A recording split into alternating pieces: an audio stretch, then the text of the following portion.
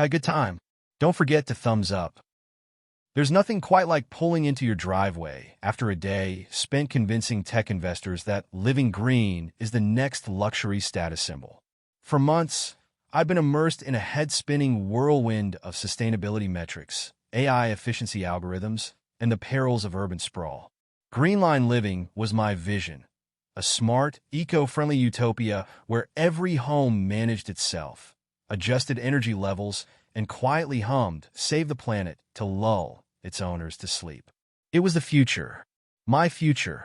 So, you could imagine my surprise when I saw Dylan's smug face leaning casually against his SUV, a little too close to my house. That was Dylan, all right, my best friend from college, my right-hand guy, who I once thought cared about me almost as much as his expensive golf habit. I stepped out of my car, unsure if he was there to show me some support or to bum more networking contacts off me. I should have known. Dylan's idea of networking was basically connecting to my wife, Rachel. Hey, Jackson. He beamed at me, flashing that smile he reserved for moments where he was just about to ask for money. Just dropping off Rachel after a little fun night. She needed someone who could keep up with her. You know? He actually winked. My brain stalled for a moment, perhaps in some primitive effort to shield me from the realization that I'd just heard my best friend admit to dating my wife. As he sauntered up, he clapped me on the shoulder as if he'd just given me a terrific stock tip. Then he added, "Oh, by the way, I left a little surprise for you in your office." "Don't mention it, my pleasure." Before I even realized what I was doing, I grabbed his wrist and twisted it behind his back with a sharp jerk. A long-forgotten wrestling move from college, but like riding a bike, it all came rushing back. Dylan's grin quickly turned into a grimace as he dropped to his knees, his trendy loafers grinding into the gravel. "Don't worry, Dylan," I murmured just loud enough for him to hear. "That's just the appetizer." My surprise grip seemed to knock a couple of points off his IQ. He started babbling about it all being a joke, some kind of prank I was supposed to laugh off. But I wasn't laughing, and I let him know that as I released him, sending him sprawling onto the driveway like the trash bag he'd just admitted to being. "Leave," I growled, eyeing his ridiculous smile one last time. "And if you ever set foot here again, you'll need more than that fancy car to get away." I watched him scramble back to his SUV, clenching his wrist like he was actually the victim here. He looked like he wanted to add one last parting word, but even he could read the room. Tires squealed as he sped away, and I stood there, fists clenched, my mind racing over what this little surprise might be. As I walked into the house, my mind shifted gears, trying to process what I'd just heard and done. The house was quiet, too quiet. The kind of quiet that practically screams, "Guilty party upstairs," hastily trying to cover her tracks. I took a deep breath and headed up the stairs, my steps sounding like the opening drumbeat to a gladiator march. And there she was, in our bedroom, struggling with the zipper on her dress in a way that suggested she was in a rush to get out of it. Her eyes widened when she saw me, but then, just as quickly, her expression morphed into that practiced look of irritation she'd perfected over the years. "Jackson, I can explain," she started, as if this was just a typical Tuesday misunderstanding. "Oh, I'm sure you could," I replied, cutting her off with a calm I was far from feeling. "But please don't waste both our time." Her initial look of guilt slipped, replaced by something closer to defiance. "Fine," she snapped. "It's been 8 months, all right? 8 months, Jackson. And you know why? Because Dylan actually appreciates me. Unlike you and your precious project." Ah, there it was, the classic "it's not me, it's you" card. I was suddenly the bad guy here, because I've been a little too focused on building an entire revolutionary, self-sustaining city. But I held my ground. "Rachel," I said, locking eyes with her, "I'm working on something that could change how people live. Something bigger than both of us." But, clearly, this was beyond the comprehension of someone with the attention span of a TikTok reel. That was the final straw for her, and she practically hissed as she lunged for my arm. "You don't get to just walk away, Jackson. We need to talk about this." I shook her off, barely managing to keep my voice steady. "We're done talking. You have 1 hour to pack your things and leave my house." Her jaw dropped, and for a second, I thought she might actually show some remorse. Instead, she snapped back, "You can't just kick me out. This is my home, too." "Is it?" I replied coolly. Because from where I'm standing, you gave up any right to call this place home the moment you decided to, run off with my so-called friend. She flinched just a tiny bit, and for once her mouth stopped moving. You have 1 hour, I repeated, my voice steady, and anything left behind goes in the trash. With that, I turned and strode out of the room, her angry shouts following me down the stairs. There was no turning back now, and frankly, I didn't want to. I had one more destination before the night was over. My office, where Dylan's gift was waiting in the safe. I'll let you guess how thrilled I was about that. My home office had always been my fortress of solitude, a place where I could work on big ideas, sketch out blueprints, and generally escape the endless debates over dinner reservations and weekend plans.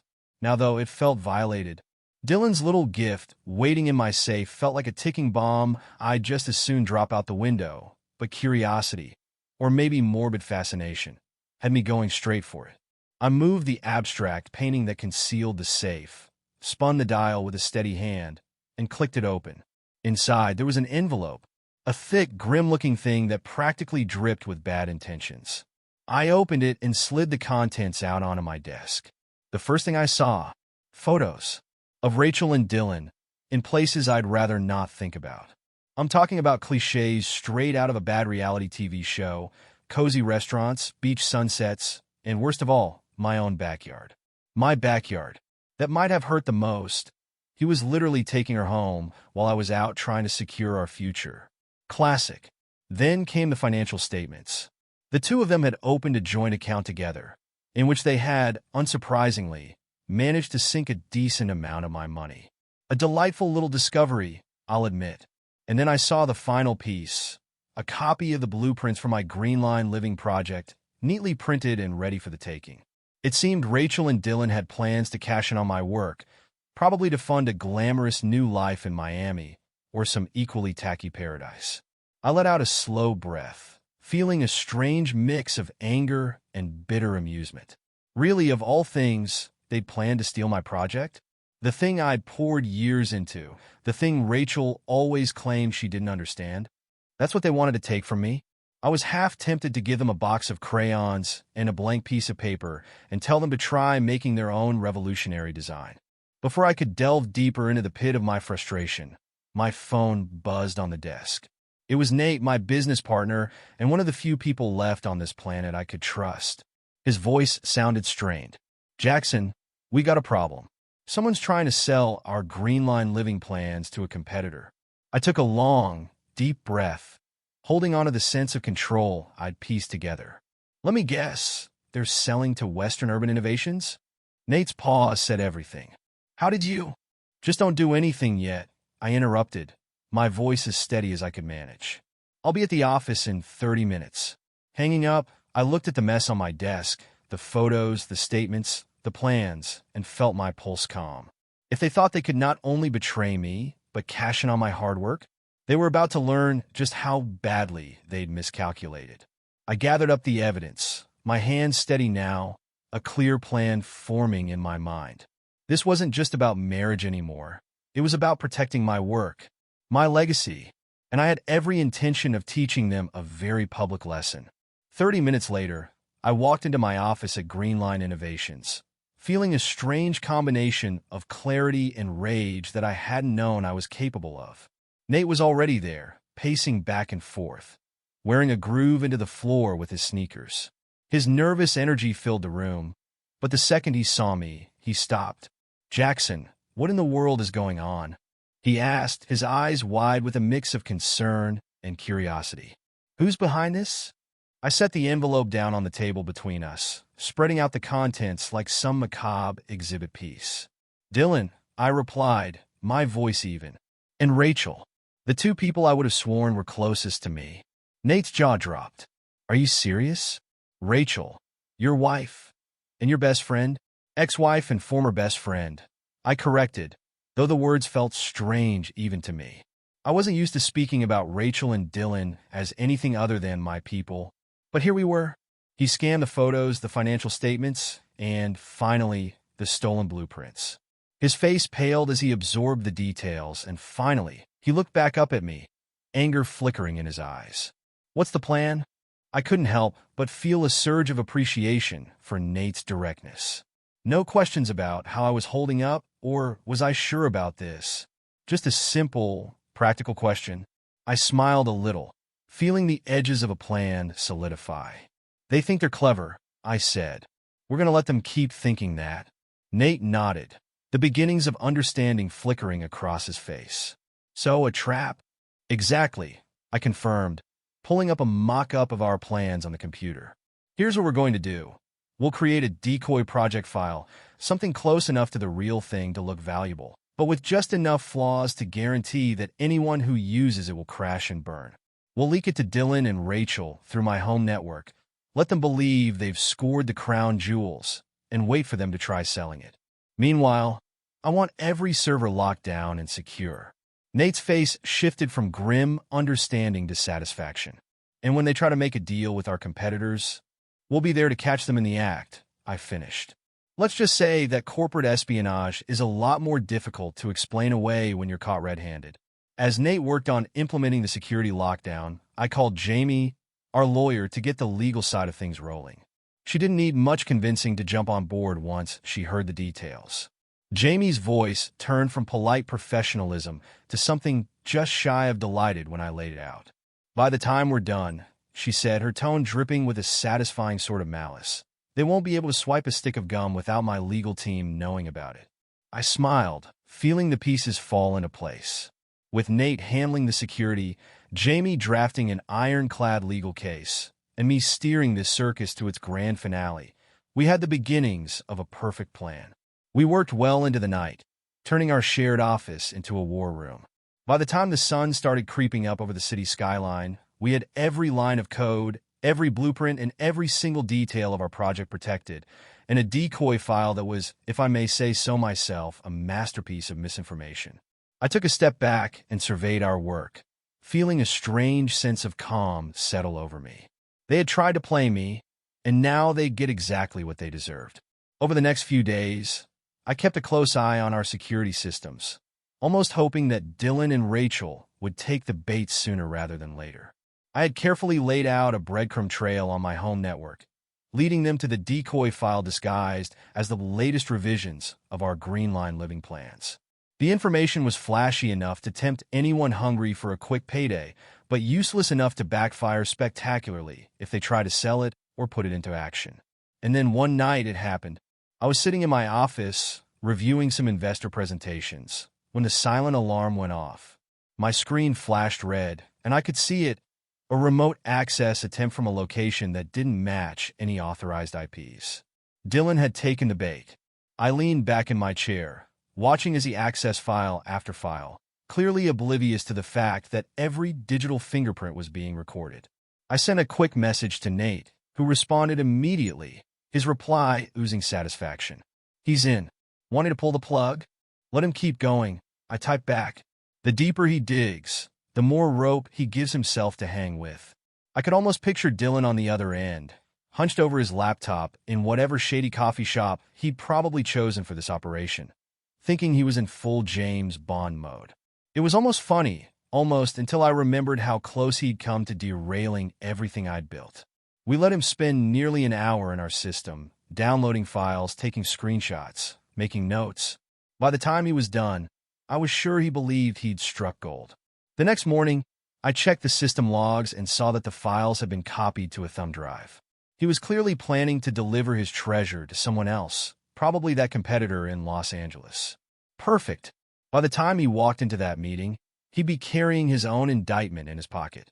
That afternoon, I arranged a meeting with Jamie, our lawyer, who was practically vibrating with excitement. "This is the kind of thing we lawyers dream about," she told me, grinning. "A classic case of corporate espionage, complete with a smoking gun. I've already filed the preliminary paperwork with the state attorney." As much as I enjoyed the idea of Jamie gleefully compiling a legal hammer to bring down on Dylan's head, there was one last step to complete our little drama. I wanted this to be public, and as it happened, I had just the venue. The following evening, I found myself standing in the sleek ballroom of a San Diego hotel, surrounded by the city's elite in tech, sustainability, and, ironically, a few competitors eyeing Greenline innovations with barely disguised envy. It was the annual Sustainable Futures Gala, and everyone who was anyone in the industry was there, mingling, networking, and no doubt waiting for the main event, my keynote speech. But I had an agenda that would turn this into a night they'd remember. Halfway through the evening, after a string of polite handshakes and forced small talk, I caught a glimpse of them, Dylan and Rachel. They come in together, probably expecting the kind of grand entrance reserved for couples on magazine covers. Rachel was wrapped in a slinky, emerald dress, fitting given her newfound eco-conscious lifestyle, and Dylan wore the smuggest expression I'd ever seen, one that all but screamed I got away with it. I gave them a nod, a half-smile that surely left them wondering what was coming next. I watched as Rachel's eyes darted nervously across the room while Dylan, ever the charmer, lifted a glass to me in a mock toast. Finally, when the time came for my speech, I stepped up to the podium, looked out at the audience, and let a brief silence settle over the room. I could feel hundreds of eyes on me, expectant and eager. "Good evening, everyone," I began, my voice echoing in the grand hall. "I'd like to thank you all for your support of our shared vision for a sustainable future. Tonight, I'm not only here to talk about our company's goals, but also to address something more personal." I felt a ripple of curiosity sweep through the room, and out of the corner of my eye, I saw Dylan's confident grin begin to waver. "Many of you may be familiar with my wife, Rachel, and my good friend, Dylan," I continued, gesturing towards them. "They've supported me through countless late nights and busy weekends." A murmur of polite applause started up, but I raised a hand, stopping it cold. "But what you might not know is that these two individuals have taken a special interest in my work." The room was now utterly silent, with everyone's gaze darting between me and the two people now shifting uncomfortably in their seats. "You see, not only have they engaged in a rather close friendship," I said, letting the words hang in the air, "but they also decided my work was something they deserved a piece of." I took a breath and looked directly at Dylan, whose face was draining of color. "Just last night, my dear friend and my wife tried to steal the plans for Greenline Living, intending to sell them to a rival firm." Gasps echoed across the room. I could almost feel the camera phones zooming in as people realized they just stumbled onto something juicier than any networking event. Dylan started to stand, sputtering something, but I kept going, my voice steady and clear. "However, I'm pleased to say that thanks to a bit of foresight and the assistance of my legal team, we were able to intercept and secure every single document." At this, Jamie, who'd been standing at the back of the room, stepped forward, her expression cool and professional. I saw Dylan go pale, then green, then something like chartreuse as Jamie approached him with a neatly prepared packet of legal documents. "Evidence, charges, the works." "I'd suggest you take a seat, Dylan," I said, giving him a look that was all satisfaction and no pity. "Security will see you out shortly." As the guards moved in, Rachel jumped up, her face twisted in outrage. "You can't do this. You're ruining us," she shrieked, launching herself toward me, her perfectly manicured nails catching my cheek with a sting that only fueled my satisfaction. The guards quickly separated us, guiding her toward the exit as she spat venom at me. But I stayed calm, adjusting my collar and nodding to the crowd. "Apologies, everyone," I said with a slight smile. Corporate espionage can be so uncivilized. As they were escorted out, I locked eyes with Dylan one last time, the message clear. This was far from over. But for tonight, I'd already won. As the doors closed behind Dylan and Rachel, a buzz of excited whispers rippled through the crowd. My impromptu reveal had certainly shaken things up, and by the looks of it, I'd be the talk of every tech and sustainability newsletter by morning. Perfect. Not long after the spectacle, a group of investors approached me. Leading them was Victoria Hartley, one of those steel-nerved venture capitalists who practically breathe innovation. She extended her hand with a knowing smile, clearly pleased with the night's unexpected turn of events. "Mr. Rivers," she said, giving me a firm handshake. "I must say, that was a bold move, and I respect it. Perhaps we should revisit our discussions about Greenline Living." "Oh, I'd be delighted, Miss Hartley," I replied, allowing a hint of my earlier satisfaction to flicker through. Shall we set up a meeting for next week? As we exchanged pleasantries, my phone buzzed in my pocket. I glanced down to see a new message from Rachel. It was predictably desperate. "We need to talk, Jackson. Please, you have to understand." I sighed and slipped the phone back into my pocket without responding. There wasn't anything left to say, and if she wanted to reach me, she'd have to go through my lawyer. As the night wound down, I circulated the room, accepting congratulations and condolences alike, all with a gracious nod. To the outside world, I was the picture of resilience and professionalism, but inside I felt a cold satisfaction. This wasn't just about revenge. It was about reclaiming my name, my work, and my future. The next few days flew by in a whirlwind of press releases, investor meetings, and a strange new energy among my team. They'd seen me go to war for Greenline Living, and their loyalty solidified in a way that only comes after watching your boss publicly dismantle a personal betrayal. But things were only starting for Dylan and Rachel. Over the next couple of weeks, I watched as Dylan and Rachel's lives began to fray faster than a bargain bin sweater. It started with the financial fallout. They'd underestimated just how hard it would hit once they were cut off from every source of money they'd been siphoning from me. Their bank accounts, those they hadn't yet drained, were locked up in legal proceedings, and every flashy toy Dylan owned was suddenly repossessed. Rachel, as I heard through a very willing rumor mill, was now forced to rely on the generosity of friends, who were quickly tiring of her dramatics. As for Dylan, he was out of a job faster than he could say corporate espionage. The news had spread like wildfire through the industry, and not surprisingly, no one was particularly keen to hire a backstabber with an indictment hanging over him.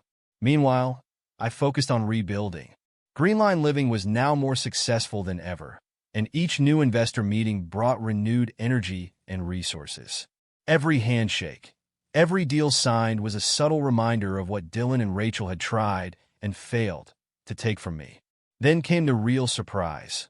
One evening, as rain poured down and thunder rumbled in the distance, I heard the distinct sound of breaking glass downstairs. For a moment, I wondered if I'd imagined it. But then there was a low murmur of voices, and I recognized one immediately. Dylan. He was back. And if my suspicions were right, Rachel was with him. The idiots had come for round two. I moved silently through the house, following the muffled sounds to my study. There they were, both of them hunched over my desk, rifling through my files like amateur sleuths. Dylan was muttering, "There has to be something here we can use against him," while Rachel hissed, "Just hurry up. He could be back any minute." I cleared my throat, stepping into the doorway. Looking for something? Rachel's scream could have shattered glass. Dylan spun around, wild-eyed, and for a moment we just stared at each other.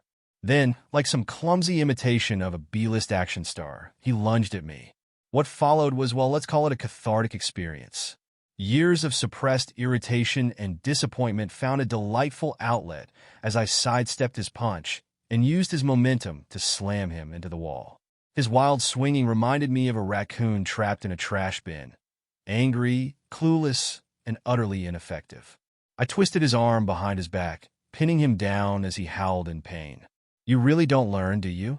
I said, my voice cold. "First theft, now breaking and entering. You're building quite the resume." Rachel just stood there, frozen, watching the scene unfold with wide eyes. Her face held a mix of horror and, for just a brief second, a flicker of admiration. I turned to her, barely containing my disdain. "Is this really the man you chose over me?" I asked, letting the question linger in the air. "A desperate, failed criminals?" The silence was broken by the sound of sirens approaching.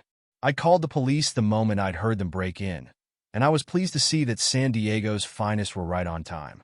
As they led Dylan away in handcuffs, Rachel seemed to shrink, looking at me with something like regret, or maybe just the realization of how thoroughly she'd miscalculated. Once the flashing lights disappeared down the street, I took a long, steady breath. It was over. With Dylan and Rachel out of my life, things at Greenline Living started to skyrocket. Investors who'd been hesitant before were now reaching out directly, eager to be part of our vision. Our first groundbreaking ceremony took place just a few months later, and the crowd was packed with everyone from local politicians to national journalists. Standing in front of the first plot, I took a deep breath, the crisp air filling my lungs as the cameras clicked. The city council members and sustainability advocates were eager to see what I'd built, and as I spoke to the crowd, I could feel the impact of my words. This project is about resilience, I told them, my gaze sweeping over the crowd, about building something strong from life's trials. We're creating a future where communities thrive sustainably, hand in hand with nature. And this project is just the beginning. As I stepped away from the podium, applause rang out, and my team gathered around, grinning with pride. Our eco-city wasn't just a project. It was a revolution in sustainable living.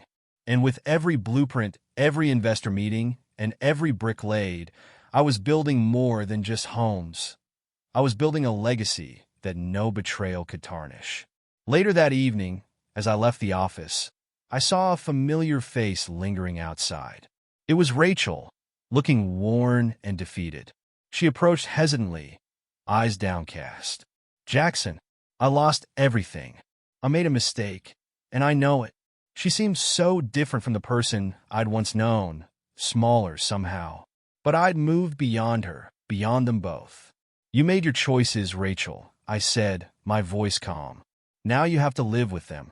I turned and walked away, leaving her to her regrets, feeling lighter than I had in months. The pain, the betrayal, the anger, all of it was behind me now, and the future stretched before me, full of possibility.